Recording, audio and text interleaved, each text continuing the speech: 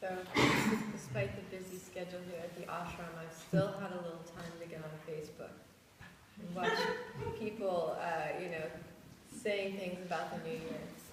And I saw a lot of people saying things like, I hope this year's better. Or like, thank God that year is done. So, I think a lot of people had a hard year in 2013. And I think that one of the main tough transits of 2013, just to review a little bit, to give some background. Last January, we had a big transit start that continued out through the whole entire year, really. And that was a conjunction of Saturn and Rahu. So, for the people who are taking my class, it might be a little repetitive, but I think I'm going to tell a little bit about Rahu and Ketu, because they're very influential planets.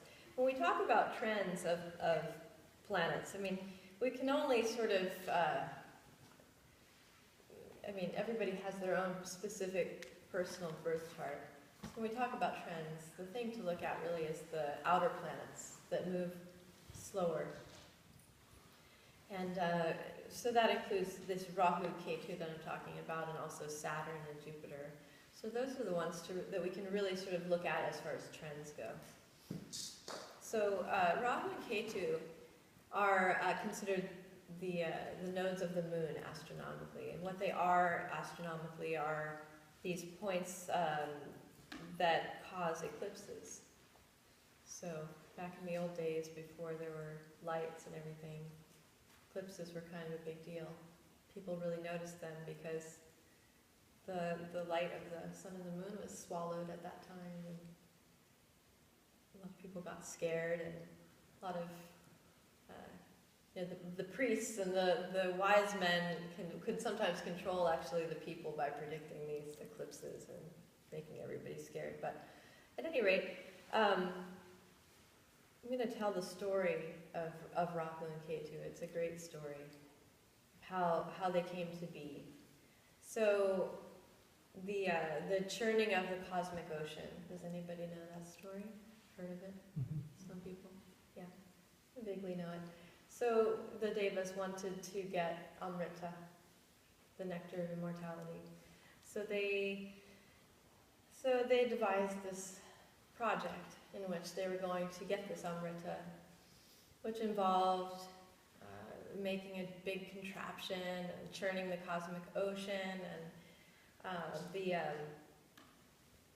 they built something with well, I've heard different versions of the story, but so sometimes it's Mount Meru, that's the apex of this contraption. Sometimes it's Korma, the turtle. Anyway, whichever one.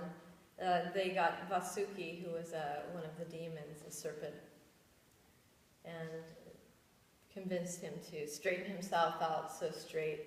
And they got and started to try to turn and churn the ocean.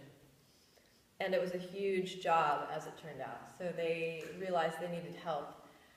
And they had to ask the asuras, or the demons, for help to do this. So the gods got on one side, and the demons got on the other, and Vasuki got straight, and they churned, and they churned, and they churned. And a lot of things came out during that time.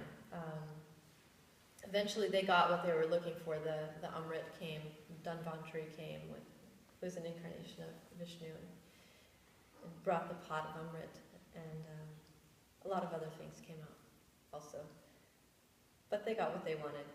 And then they realized that it might be bad if the demons had the Amrit. So they tried to distract them by bringing Mohini, and she danced and gave them drinks, and to try to make them happy with less than Amrita.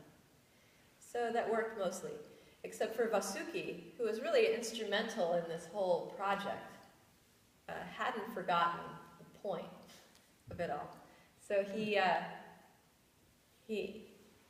snuck in. He went in and kind of got into line and got some of the Amrita. And the sun and the moon noticed. They're so bright. They noticed. And they told Vishnu, they tattled on him, said, Vishnu, look, he's gotten it, the demon. What are we going to do? And so Vishnu took his Sudarshan chakra and threw it and severed the head of Vasuki. So it didn't kill him though, because he had already taken Amrita. So what happened was he became, two beings. And that's what we call Rahu and Ketu in Vedic astrology.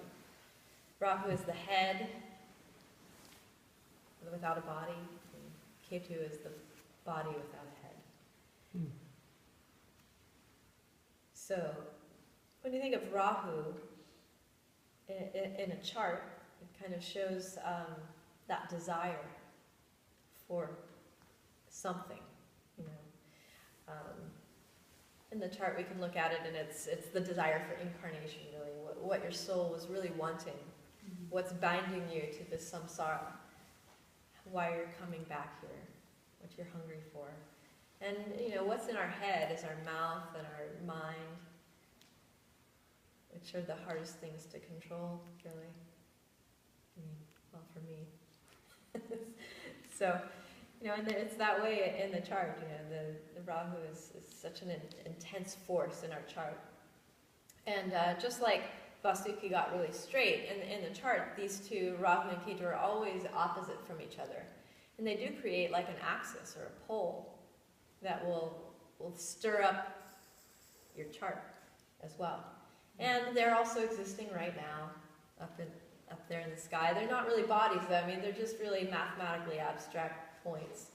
But nonetheless, they're there. And when the sun and the moon get in line with them during either a new moon or a full moon, that's when eclipses do happen. So they're powerful points. That's Rahu. Ketu is the body without a head. So,